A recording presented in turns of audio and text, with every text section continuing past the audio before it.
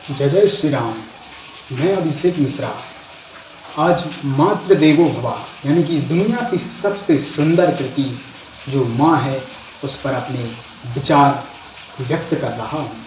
तो सुनिएगा। माँ दुनिया की सबसे सुंदर कृति है। माँ है तो मका है, घर है, रीति रिवाज है, तीज त्योहार है। माँ घर की धुरी है जिस पर सब कुछ टिका होता है। माँ की वजह से रिश्ते बनते हैं, पलते हैं, संवरते हैं। माँ सबको जोड़ना जानती है। माँ ममता की देवी है, प्रेम से सभी को सींचती है, अपनी ओर खींचती है।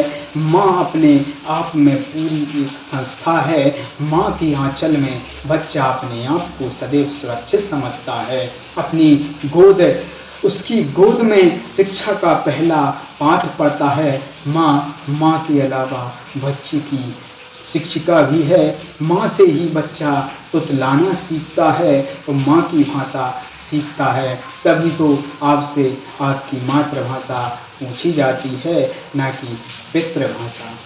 समझे इसका तात्पर्य। ऊपर जिसका अंत नहीं उसे आसमां कहते हैं। ऊपर जिसका अंत नहीं उसे आसमां कहते हैं। और जहां में जिसका अंत नहीं उसे माँ कहते हैं, उसे माँ कहते हैं। ईश्वर के बाद माँ का स्थान आता है प्यारे भाई। इसलिए माँ को देवी की तरह पूजा जाता है। माँ प्यार का सागर है, जिंदगी की गागर है, बचपन का किला है, उम्र भर का सिलसिला है, जिंदगी भर की ठोस जमीन है, पनाहों का आसमान है, ममता की छाव है, जीवन भर की राह है और उंगली पकड़कर चलना सिखाती है। अच्छे बुरे का ज्ञान कराती है, अपनों की पहचान कराती है। माँ बच्चों की हमराज होती है। माँ बच्चों का सरताज होती है। बच्चे की दुनिया माँ से शुरू होती है और माँ पर ही खत्म होती है। तभी तो अंतिम क्षण में हर किसी को माँ की याद आती है। वेद व्यास जी ने भी महाभारत में कहा है कि माता के तुल्य कोई छाया नहीं, माता के तुल्य कोई सहारा नहीं, और माँ के समान कोई रक्षक नहीं, माता के समान कोई प्रिय वस्तु नहीं। माता अपने आप में महानता की सभी ऊंचाइयों से परे है।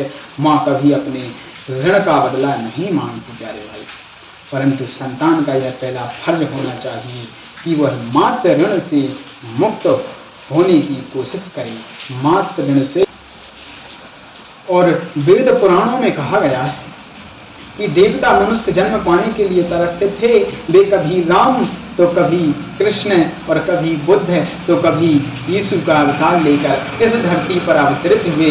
मनुष्य होना कई अवसरों को प्रदान करता है। माँ के माध्यम से मनुष्य को जीवन मिलता है। अतः माँ महान है, माँ होना सौभाग्य है। तभी तो लोग महिलाओं को सौभाग्यशाली होने का वरदान देते हैं, पुरुषों को नहीं। कहते हैं इंसान 2 बार जन्म लेता है, एक बार माँ की कोख से और दूसरी बार अंत प्रज्ञा से, यथार्थ आत्मिक बोध से। परंतु माँ तो 3 बार जन्म लेती है, 3 बार जन्म लेती है। प्रजनन के दौरान केवल शिशु का ही जन्म नहीं होता, बल्कि स्वयं माँ का भी पुनर्जन्म होता है। माँ दुनिया की सबसे खूबसूरत कृति है। माँ वह हमेशा बच्चों से जुड़ी रहती है। माँ हमेशा 2 बार सोचती है, एक बार अपने बारे में, दूसरी बार अपने बच्चे के बारे में सोचती है। क्या कोई पुरुष 2 बार सोचता है? शायद नहीं।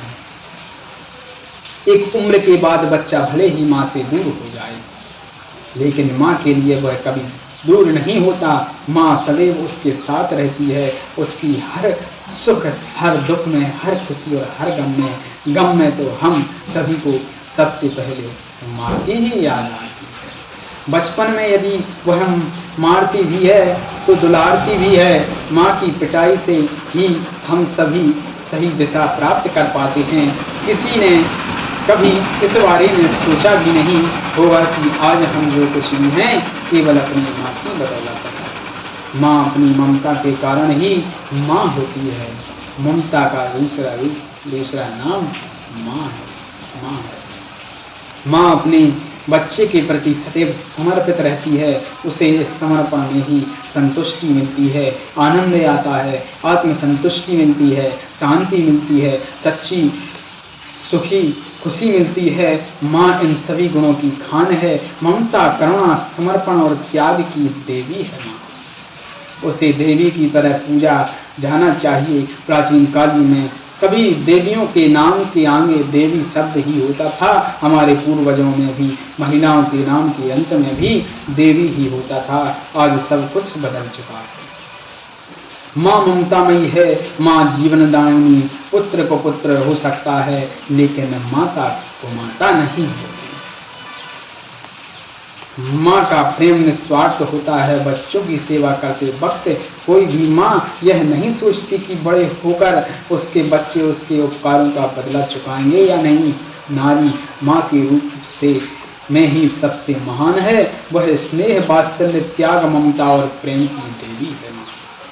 वह अपने बच्चों पर सब कुछ न्यौछावर कर सकती है। वह अपनी सब पीड़ाएं अपने बच्चे की एक मुस्कान देखकर भूल जाती है। माँ केवल देना जानती है, माँ लेना नहीं। वेदों पुराणों में मातृ देवो भव कहकर माँ की देवता के समान पूजा करने का विधान है। माँ को शिशु का सबसे पहला गुरु माना जाता है। भारतीय संस्कृति में माँ को सर्वोच्च स्थान दिया गया है। माँ के रूप में नारी हमारी रक्षक, मित्र और गुरु है। तुम्हें माता च पिता तुम्हें कहकर माता के रूप में ईश्वर की वंदना की गई है। माता को स्वर्ग से भी श्रेष्ठ बताने वाली युक्ति जननी जन्म भूमस्य स्वर्गदिति गरीयसी हमारे समक्ष है। सभी आदर्श गुण स्त्री में ही पाए गए हैं। अतः माँ के रूप में स्त्री कल भी महान थी और आज भी महान है और कल भी महान रहेगी। उसका कोई स्थान ही नहीं। माँ का स्थान कोई नहीं ले सकता। माँ माँ ही होती है। माँ ठंडी छाव होती है। माँ ठंडी छाव होती है। कहते हैं कि बिना मांगे जहाँ हर पूरी मन्नत होती है। बिना मांगे जहाँ हर पूरी मन्नत होती है। और माँ बाप के पैरों में ही तो वो जन्नत होती है। माँ बाप के पैरों में ही तो वो जन्नत होती है। जय जय श्री राम। मातृदेवो भवा पितृदेवो भवा। अगर आप सभी मेरे विचारों से प्रभावित हैं तो विचारों की बौछार चैनल को सब्सक्राइब करें, लाइक करें, शेयर करें, कमेंट करें। जय श्री राम। वंदे मातरम।